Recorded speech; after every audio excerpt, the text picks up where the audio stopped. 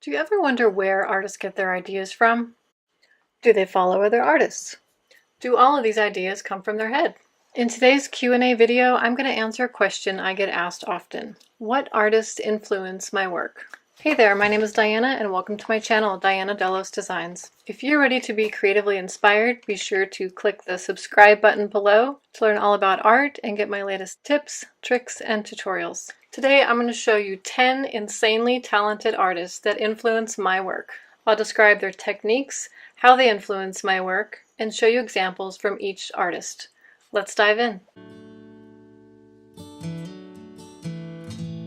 Marianne Rose is a Canadian expressive artist known for her acrylic brushwork. She loved traveling and often painted wildlife from her travels to Montana and Yellowstone National Park. She passed away from cancer in 2011. Marianne has influenced my artwork because I'm really drawn to the intensity of her colors, the warmth of the sun, and her very small brushstrokes. I found Marianne on Pinterest and was instantly drawn to those really intense colors.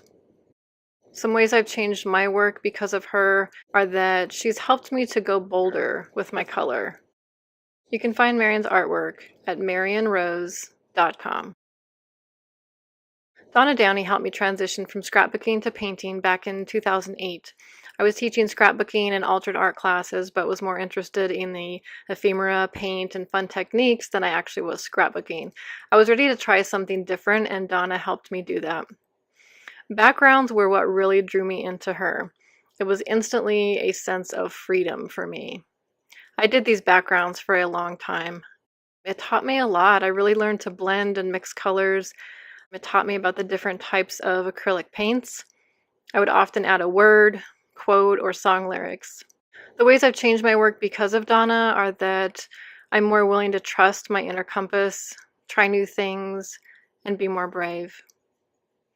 You can find Donna's artwork at donnadowney.com. She also has her own products. She has several stencils and stamps. Lori Pace is a Texas contemporary artist. She works mainly in oils, but also some watercolor.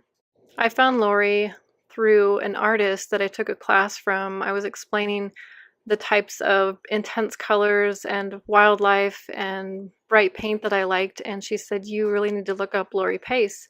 So I did, and I've followed her ever since. I'm very drawn to her abstract shapes that suddenly define images, the motion and the energy that her paintings exhibit. I love her thick paint strokes and bright colors. Lori has changed my work by inspiring me to use non-traditional colors, especially with wildlife. You can find Lori's artwork at lpace.com. Mette Lindberg is a Danish contemporary artist. She mostly works in acrylics and some watercolor.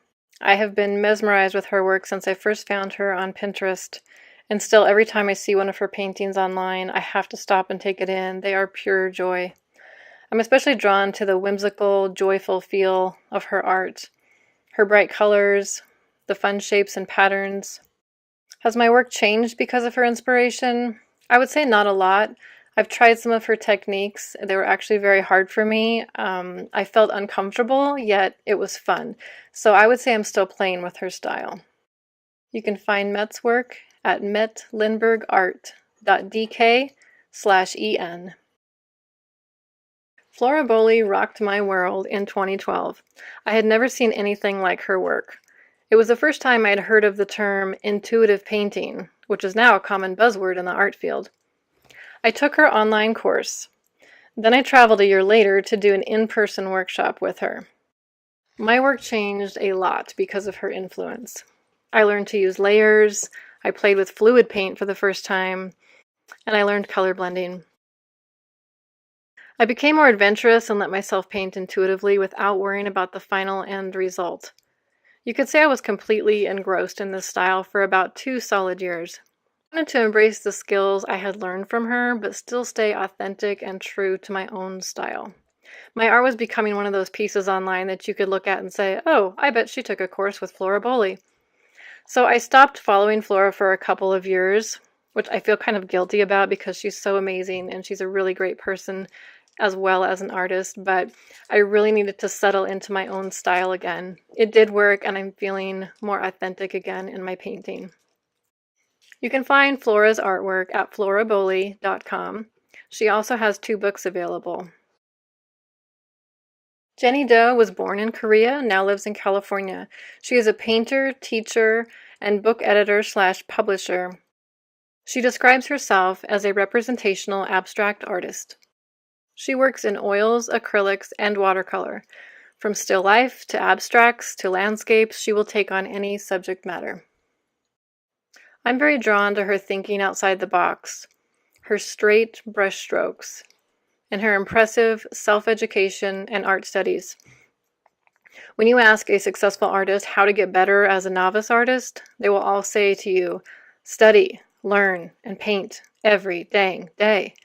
Jenny has done this on her own, and I really feel like she's just put in the work.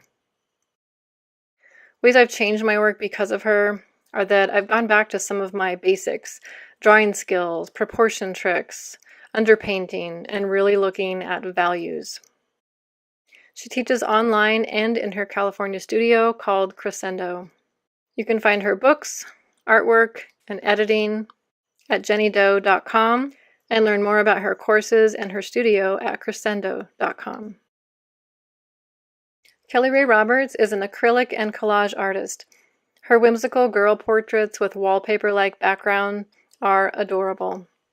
I'm mostly drawn to her courage, her deep reflective posts and stories, and her willingness to be so vulnerable. Her background in social work shines through in her personality. She has a strong desire to help and share stories that might help or inspire others. She has influenced my work mainly by helping me listen closer to my authentic voice, dreams, and messages that come across my mind that I think are maybe a little too big or scary. You can see Kelly's artwork, book, and ebook along with many of her e-courses at kellyraeroberts.com. She also has licensed products like home decor, stationery, and totes through GardenGalleryIronworks.com. I like to think of Chris Cozen as the master of her trade. She has done so much research and experimenting and honing in the skills for acrylic paint, acrylic mediums, all sorts of stuff. It's really amazing to read through her books and see the things that she's done online because her knowledge is amazing. I'm very drawn to her playfulness and the depth in her paintings, her willingness to use many types of mixed medias, and like me, she appreciates many layers. How I've changed my work after studying her, I would say I became a better student and observer. She's helped me realize that I need to put in the time, learn the medias, and experiment until I understand them. You can see Chris's artwork at chriscozenartist.com. She has many books available on Amazon if you do a search by her name. And she also has some DVDs available at artistsnetwork.com. Pablo Milan is a Southwest contemporary artist. I'm very drawn to his bright colors, his use of color washes, the abstract figures, and the Southwest heritage respect that he shows in many of his paintings. I actually met Pablo in Arizona at the Arizona Fine Art Expo in February of 2017. It was a chilly, slow day at the expo. I was in town with a good friend. We walked around the expo for a while and they decided to go on shopping, but I wanted to stay to wander around the expo a little bit longer. Pablo stands out in my mind for being so kind, encouraging, and helpful. Before me was a man of amazing talent, very well known in the Southwest art community, and sells his paintings before they are finished because he is in such high demand. Yet he just sat there and chatted with me, telling me to consider artist studies for 1 or 2 weeks, keep up with marketing online, and just keep painting. He asked if I had any work on my phone I could show him. I nearly peed my pants, but said of course. He was complimentary, smiled, and gave me sweet encouragement. I remember telling my friend later how amazed I was at the time he spent with me. It was really a gift. I was equally surprised when I read he had died suddenly in May 2017, just 3 months after I saw him. How I've changed my work because of him. I keep exploring my true intentions for art. I try to be willing to try something non-trendy because I feel pulled to it. I experiment with less perfection in animal paintings and more key shapes. And I try to remember that life is short. Be kind to those that look up to you and ask for help. You can see his artwork at PabloMilanGallery.com. Alina Hennessy is an acrylic and collage artist. I met her first at a retreat when I went to a course with Flora Bowley, so I started following her online, and then I took an online e-course with her.